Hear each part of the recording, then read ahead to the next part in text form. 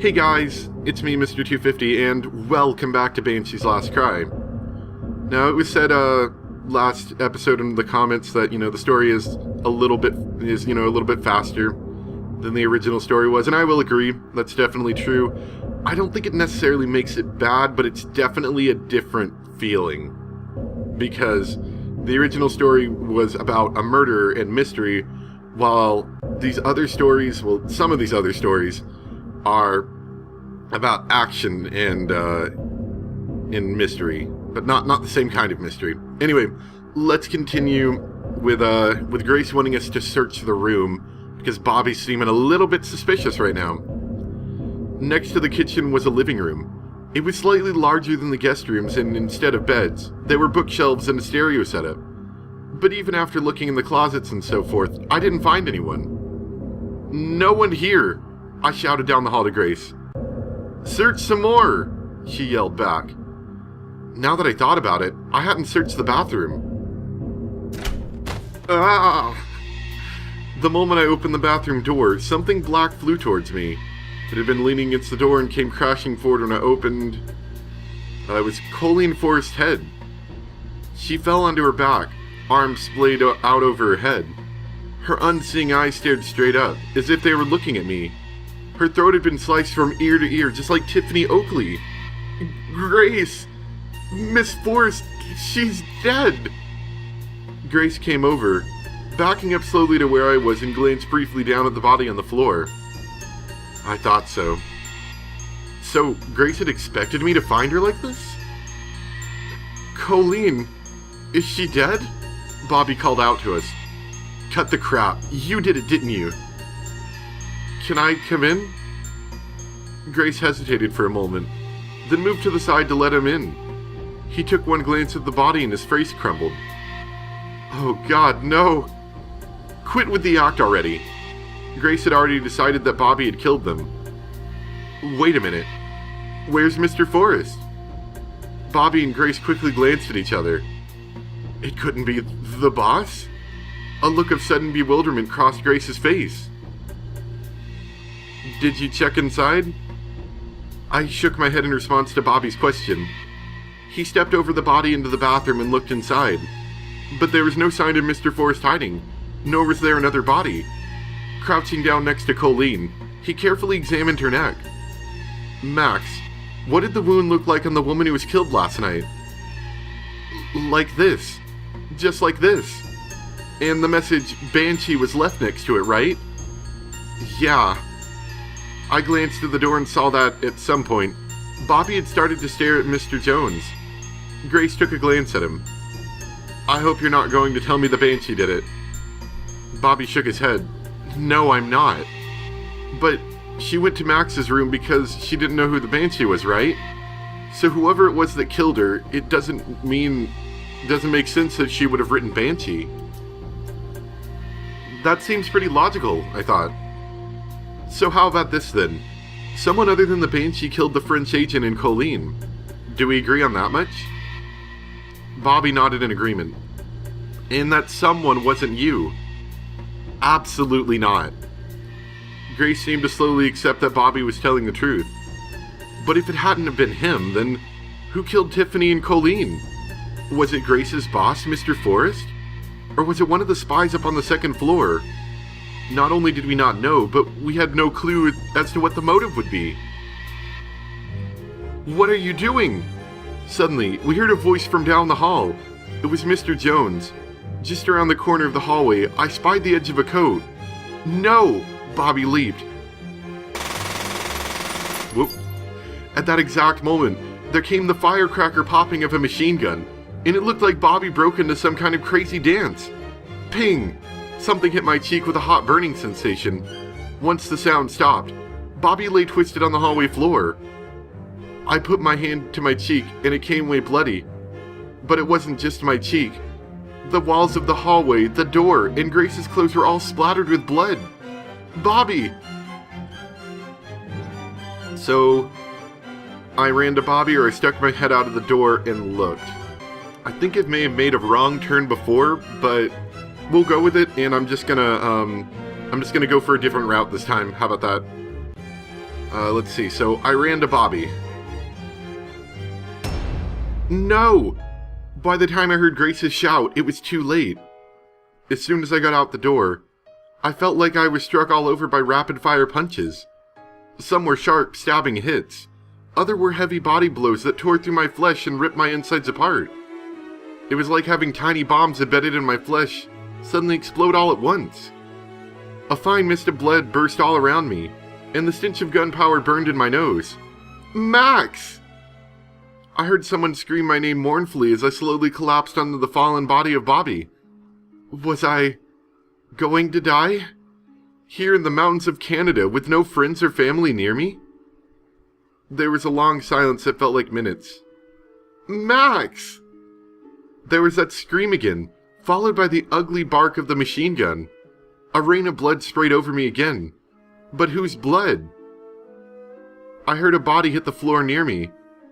Max! Someone was calling me in a weak, gasping voice. Grace. Was it Grace? She was trying to save me? She was lying next to me, her bloody hand straining to reach me. I stretched out my arm as far as I could. Our hands found each other, and squeezed for an eternity. Abby's Road. Not your best idea, Max. Not your best idea. Yeah, I think I made a wrong turn earlier, but this obviously led to different endings, so I'll go back for the other one in a bit. But that's Abby's Road. Now, what we're going to do is go back. Whoops, I didn't mean to do that. I'll go back to my save. Okay, this is where I made the problem before. Whenever Grace asked us if she wanted us to go with her, I said I'll come too. That was actually a different route which I just took. But what I'm supposed to say in this route is I'll stay here. Oh, okay. I'll leave the rest to you then. Grace nodded to me, left the room and closed the door behind her. I stood by the door, listening for the sounds of her feet going down the stairs.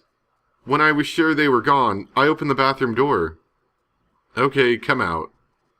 But just as they were about to, there was another knock on the door. Quickly, I closed the bathroom door again. Who is it?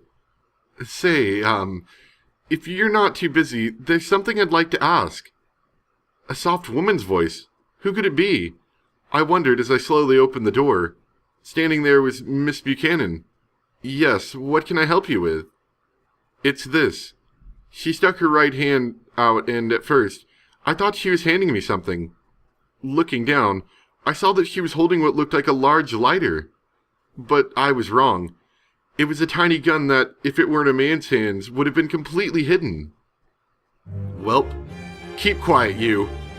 She pressed the muzzle of the gun right up against my chest and pushed me back into the room. I took 2 or 3 steps backwards with both hands raised in the air. Coming forward, she closed the door behind me. What's this all about? I think you know perfectly well, she said, her lips curling up in a menacing smile. I have no idea. I've got nothing to do with it, I swear. Oops, I made the same dumb mistake again. Oh? Nothing to do with what? Nothing, you're just too stupid to be the Banshee. So who do you work for? She's in this hunt too. I went beyond surprise to astonishment. She crinkled up her nose and sniffed. Is that blood I smell? With the gun still pointed at me, she slipped deeper into the room. Finally, she discovered the blood stain on the carpet. So, you killed somewhere, huh? With that little I wouldn't hurt a fly face of yours, you almost had me fooled too. She pushed me back further with the gun until I fell backwards onto the bed. Oh man, this is getting weird. No, you're wrong. I didn't do it. Being called a murderer was one thing I couldn't stand for, so I finally spoke up for myself. I'm not the police, boy. You don't have to protest your innocence with me. By the way, have you seen a certain young lady by herself today? She looked all around the room, her eyes finally resting in the closet. She wouldn't be hiding in there, would she? A cold sweat started to break out all over my body. I realized I had to do something. Keeping a close eye on me, Amber went to the closet and put her hands on the knob. At that instant, the door opened and Grace came flying in. Max, my uncle is... She stopped suddenly and looked down at the gun pointing at her. Her expression was one of disbelief. For one brief moment, the gun wavered back and forth between the two of us. Now's my chance, I thought, as I threw myself at the gun. Hopefully don't get shot. Never mind, got shot. Max! I remember feeling like I was stabbed with a hot spear, and I slowly sank to the floor. Huh? I put my hand to my chest and felt something hot flowing over it. Is this... my blood? I heard the two women fighting as I turned face up on the floor. A feeling of extreme emptiness overtook me. Max! I heard Grace call my name. Dang it, forgot to turn my phone onto airplane mode again. Max, why did you do that? Grace, she's crying? I thought you just brought me along as a cover. I thought it didn't matter who died as long as you completed her mission. Grace, are you really crying for me? I tried to speak, but no words came out. My eyes closed, and just before sleep overtook me, I felt wet drops fall on my face. It was warm, like a spring rain. Amber. Another bad ending, as it were. So, let's see, we've done two endings. That was the ending I was actually originally trying to go for. We've done the next ending. We're going to go, let's see. Okay. We'll head back a bit. We're actually heading back to that one ending that I accidentally got. So, yeah, we'll be right back. Alright, so what should we do instead of running out to Bobby? Because running out to Bobby is not a good idea, obviously. You get dead real fast. Well, let's stick her head out of the door and look. Probably also an equally bad idea, but we'll try it. Stay back! Grace pulled on my arm with surprising strength. Once again, the strangely unimpressive popping sound of the machine gun rang out, accompanied by flying chips of wood as bullets ricocheted off the hallway floor. I wrenched myself backwards and fell down hard. Just before I did, I saw Abby standing there, the Uzi submachine gun held expertly in her hand. It's Abby! I mumbled to myself in shock. What? It was Abby? What was the Banshee doing? It looked like she was trying to pull him along with her. She had the machine gun and she... Is Bobby... He was lying twisting in the hallway, blood pouring out from the multiple holes in his body. He appeared to be breathing, just barely, because we could hear soft, wet gurgling sounds coming from him. What the heck is going on, Grace? Well, one thing's for sure now. Abby is a double agent. A double agent? Either she was working for another country from the beginning, or they bought her off somewhere along the line. Either way, I'm sure she's planning on selling the Banshee to our enemies. Grace crept to the corner, crouching down and peeked in the hall. They're gone. They must be outside. Quickly, she rushed over to check on Bobby. Hang on, she's not gonna make it. At the sound of Grace's voice, Bobby's eyes fluttered open, and he shook his head faintly. His mouth moved, but I couldn't hear if he said anything. Suddenly, his eyes unfocused. His head drooped and he stopped breathing. Neither Grace nor I said a word. We just stared at the empty shell that was Bobby Trotter for a few seconds. Finally, Grace turned to me and looked me in the eye. Max. Yeah? Help me. Please? To be honest, I hesitated for a moment. I suppose that's to be expected, since I had just seen a man shot to death by a machine gun a few seconds ago. I knew that I didn't want to die like that. But I could feel anger pulling in my chest, charging through my veins. Anger at someone who could just gun down an ally like that in cold blood. After thinking it over, I replied, let's see. We're gonna go with sorry, but I don't want to die yet. I said, trying to avoid Grace's eyes. She looked sad for a moment, then gave a weary smile. Of course. You don't even know what's really going on. Who would want to die here, shot down like a dog? Max, Go somewhere safe and just stay there. Under a bed or something. Just make sure the door's locked. I promise I'll come back for you, so just wait for me, okay? Grace, let's just both get away from here. It's my duty to see this through. Don't worry, I'm a professional. She gave one last smile and stood up. Grace! I called for her, but she just went out the back door without turning around, disappearing into the storm. I felt like I'd done something I couldn't undo. But, I mean, come on. What could a normal, untrained person like me do anyway? Telling myself over and over that I'd make the right decision, I headed up to the second floor. Figuring that Faberge might still be in my room, I decided to go to Grace's instead. I locked the door, then pushed one of the beds in front of it. Then I jumped in bed and decided to just wait there. After 5 minutes had passed, I thought I heard a sound of a gunshot amidst the roar of the wind. Maybe it was just my imagination. Another hour. It was 2 o'clock in the morning. Grace has to come back soon, I thought. And so I sat and waited and hoped. Yep, not so great. Yeah, so that was a short one. Alright. So why don't we not be a jerk? Why don't we not be a scumbag? Crap, I didn't mean to do that again. Hold on. Alright, so last one of the spy chapter here. We're going to be doing the true ending now of the spy chapter. You know, if you could call that a true ending, I don't know. But instead of saying, sorry, but I don't want to die yet, we'll go with, I'll do whatever I can. I didn't care one bit about the spy game. I wasn't rooting for Canada or the US. I just wanted revenge on Abby. Just then, I heard the sound of an engine from outside the window. They're running! Surprised, Grace looked up and started moving. Then, as if an idea had just occurred to her, she opened the door in the corner and reached inside. Grace, where are you? I started to follow her and then, put that on, she said, popping her head back out and tossing a jacket at my feet. Hurry, they're going to get away!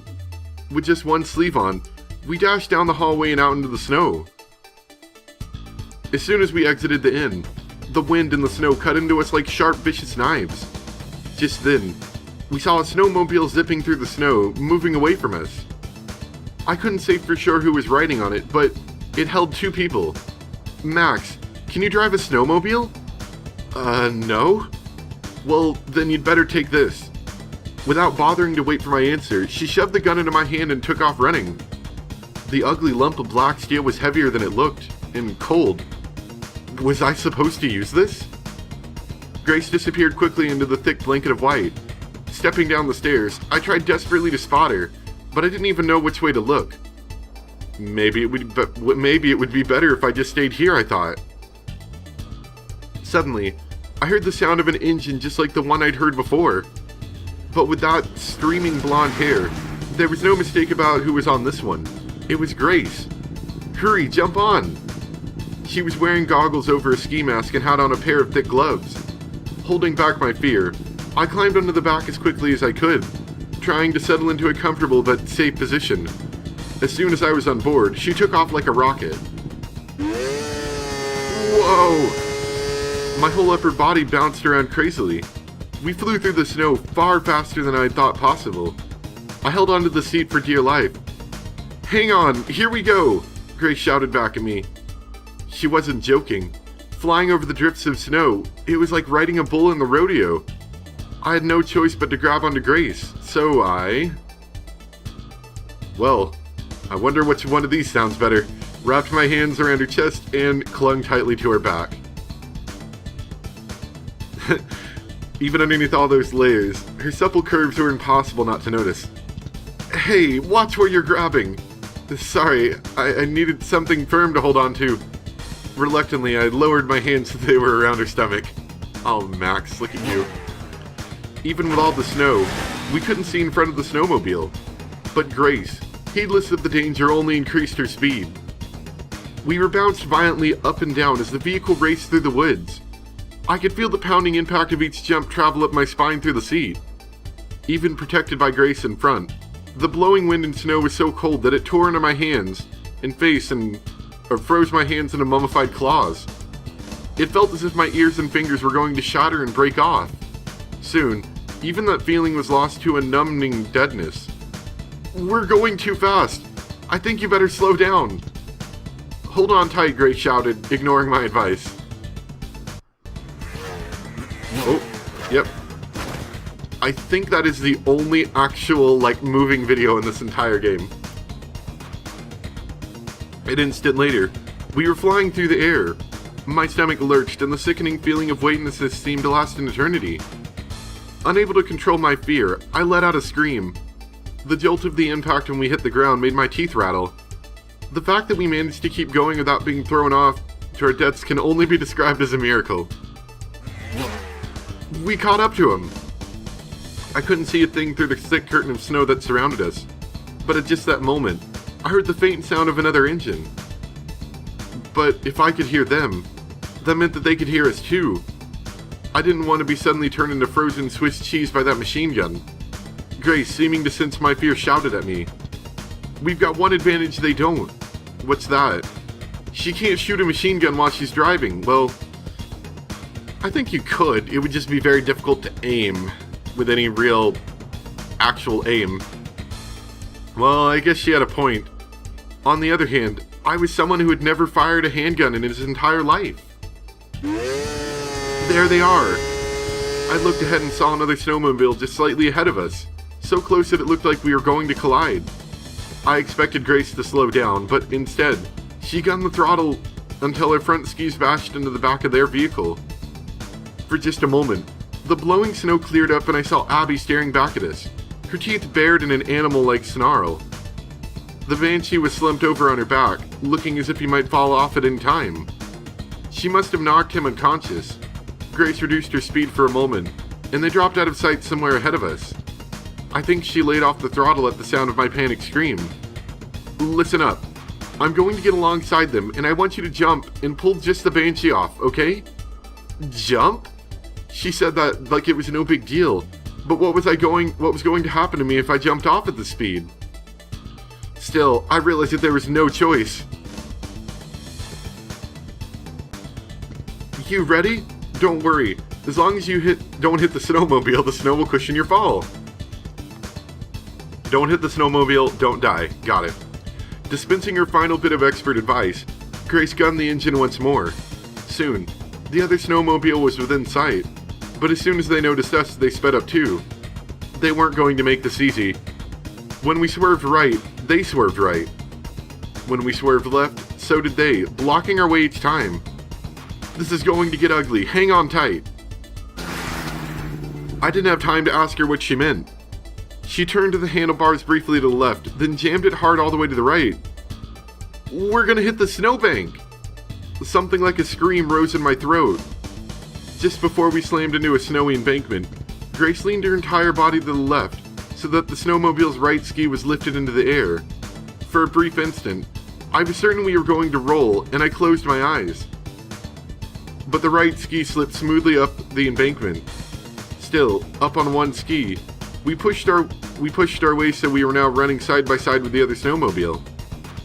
Abby turned and looked at us, an evil grin spreading across her face. And she said that twice. "She's going to bash into us. If she did that now, while we were still unstable, we'd be dead." Abby turned her handlebars. "Now!" At almost the same moment, Grace shouted. I used the seat like a springboard and jumped straight for Mr. Jones. It was a perfect leap that I don't think I could duplicate in 100 years. Like a pro linebacker blitzing from the blind side, I swept him off the snowmobile, and we were both thrown hard under the snow. Ugh! The sound of screaming reached into my ears, but I had no idea who it came from. Didn't Grace say something about being caught in soft snow? Well, the snow we hit had been formed by freezing blasts of wind. It felt like solid ice. All my breath was knocked out of my lungs. We rolled over and over, slid on the snow, and smashed into the embankment on the other side. I was buried completely in snow and couldn't see a thing. Suddenly, I heard a loud but muffled crash in the distance. It sounded as if one of the snowmobiles had collided with a tree. But was it Grace or Abby? I wanted to go and check, but my entire body hurt from the fall and I couldn't get up. We lay there groaning in pain for a few moments. I won't let you get in my way. The voice was full of loathing and resentment. Suddenly realizing who it was, I lifted up my head. The blowing wind had stopped. I could clearly see Abby staggering towards us. Blood was pouring from her forehead, but her hand had a firm grip on her nasty little Uzi. Grace! What happened to Grace? Noticing me, Abby stopped and pointed the gun in my direction. Move away from the Banshee. I can't get up. I wasn't lying, but even if I could have moved, I would have said the same thing. Even I knew that if I moved away from him, I was going to be shot. So, I decided to buy time by asking her some questions.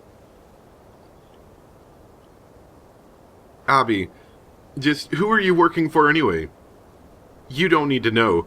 Let's just say it's somewhere in the Orient. The Orient? China? North Korea?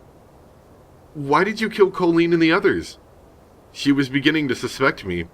As for the SDECE girl, we bumped into each other that night. I had no choice. She killed her just because she bumped into her? That's right, the gun? Where was the gun? It was in my jacket's right pocket. I felt the outside to make sure it was still there. Did I have a chance to pull it out and shoot her before she could react? No. I didn't have a snowball's chance in hell. Get him up! Abby pointed at the Banshee. Mr. Jones was still shaking his head like he was trying to clear it. I reached underneath his armpit and tried to pull him up with all my strength. As I did, I moved my right hand slightly to try to position it in Abby's blind spot. Then I slipped my hand slowly into my jacket pocket and pulled out the gun. Just as I pushed Mr. Jones straight towards her, I aimed quickly and fired. That was the plan anyway. Unfortunately, when I stuck the gun out to shoot, it slipped out of my hand and fell to the ground.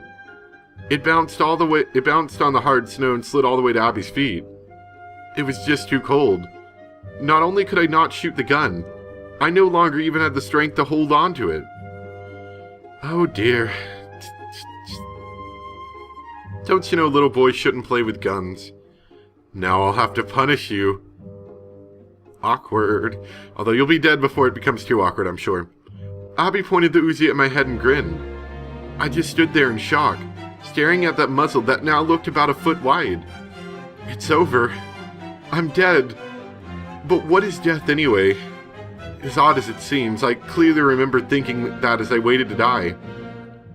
Click, click. A quiet mechanical sound. Abby pulled frantically at the trigger, but nothing happened. It's frozen. Hurry up and grab the pistol. Grace's voice, shouting at me from somewhere, snapped me out of my daze. Abby lifted the useless Uzi and threw it at my head. I tried to block it, but I was a fraction of a second too slow and felt a sharp, ringing pain. I wasn't sure if the pistol would fire either, so I threw myself directly at Abby instead. She must have been caught off guard, because she wasn't able to dodge, and I crashed into her hard. We landed in the snow, rolling and fighting for position. The one that wound up on top was Abby, as to be expected.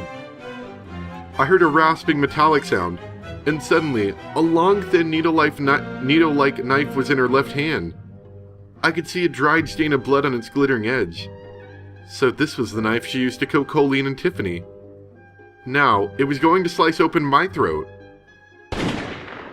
I sucked in my breath, and flinched as I heard the bang of a gun. A scarlet rose began to bloom on Abby's chest, and her face took on a puzzled look as she stared down at it. For a few seconds, she just kept staring in disbelief. But finally, like a marionette with its strings cut, she collapsed sideways into the snow.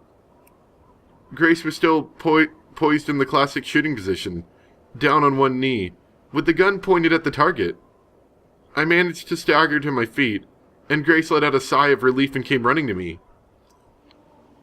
Are you wounded? Not sure. I'm in pain, though. Looking closely, I could see that Grace's clothes were ripped in several places, and she had blood on her face. Well, At least we're both alive, Grace said, with a tired but happy smile. Just then, we heard the sound of an engine coming from the direction of the inn. Soon, a car appeared, slowing down and stopping just as it reached us. I held my breath, waiting to see who would come out.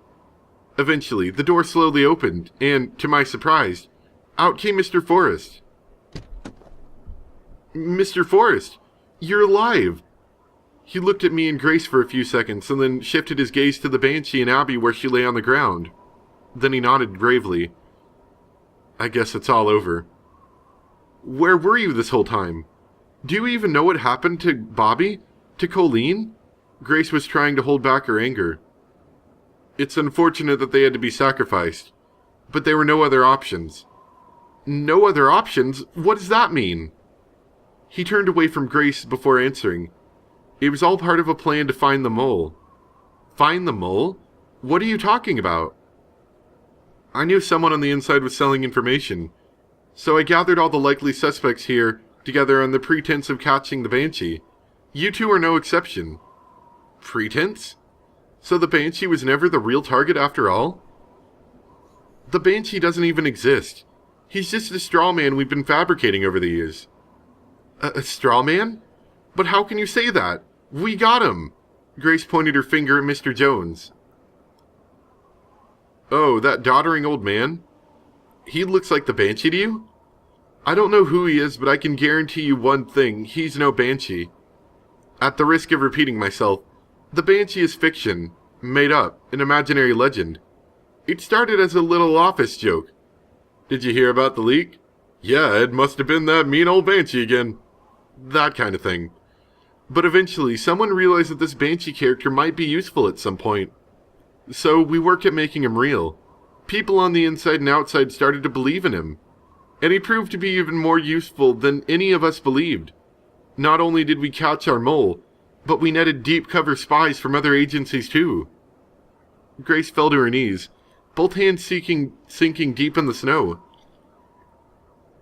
Mr. Forrest continued, clearly elated. But you two were surprisingly useful. I'm sure you'll be equally useful filling in for the two agents we lost. You monster! All those deaths and... for what? Too many people had died, just to expose a single mole. Mr. Forrest clearly didn't consider that to be too large of a sacrifice. And you, Max, was it? For a civilian, you were outstanding. With a little training, you could be an excellent resource for your country. How about it? Would you like to come and work for... Bam! Our fists collided with Mr. Forrest's face at almost the same time, and he fell heavily in the snow. For a moment, I just stared at my fist, hardly believing what I had just done. I had acted purely on instinct, without a second thought. I think it looked the same for Grace. We both looked at each other and laughed. Dang it, you think you can get away with assaulting a superior? Grace calmly walked past Mr. Forrest and climbed into his car. I reached out of my hand and helped up Mr. Jones, who looked like he was beyond confused. Together, we climbed into the back seat. Hey, what do you think you're doing? That's my car! Ignoring his sputtering outrage, Grace started the car and took off. I was a frozen bundle of pain and exhaustion. All I could think of was how much I wanted just to curl up in a warm bed and sleep. I turned to Mr. Jones. So, you're not really the Banshee, huh? I kept on telling you that. Why won't any of you listen? He sniffled weakly as tears ran down his face. Then how come you're ready to negotiate for money then? And why did you come here by yourself? And what's with the sunglasses? I'm a travel writer, okay? I decide whether to give an inn 1 star or 3. That's why I came here disguised as a guest. God. By the time I'm through the Snowflake Inn, they're gonna wish they never opened for business. The more he talked, the angrier he became. At the end, he was shouting with rage. So, the negotiations? I thought you were trying to bribe me for a good review. People pull that on me all the time. Grace and I looked at each other and shrugged our shoulders. Then she began to giggle. This was insane, I thought to myself. The most suspicious looking character had nothing to do with anything, and everyone else was a spy. How crazy can you get? It was a terrible joke. A sick, twisted, horrible joke. A wave of complete exhaustion washed over me. So there you go. That is the spy chapter of the story completed. And, I will say it's probably not the most, what am I trying to say? It's not the most interesting story in terms of the ending's a bit weak, I'd have to say, honestly. But the rest of it I actually enjoyed a bit. I do like it. And it's a pretty short chapter. It's only got a few endings. And, so let me scroll back up. So we've completed the first chapter, which is the mystery chapter. The one I always refer to as the main story. That was the spy chapter. The next chapter, it's going to take another odd turn. One that you might not be expecting. But I think this one will be interesting. There's only 2 endings in this one. Then we've got 2 kind of joke chapters. We've got another kind of odd chapter. And then we've got a video game chapter, basically. That's the best way I can put that. RPG chapter, let's just say that. Not a full-on RPG, obviously, but kind of like a mocking RPG, as it were. Anyway, that was The Legendary Spy. I hope you guys enjoyed, and next time come back and we will start our next chapter. I'll leave you with the name of it, how about that? It's called the Occult Chapter, though I would kind of like to call it the Banshee Chapter. And it should be fun. Thanks for watching. Bye.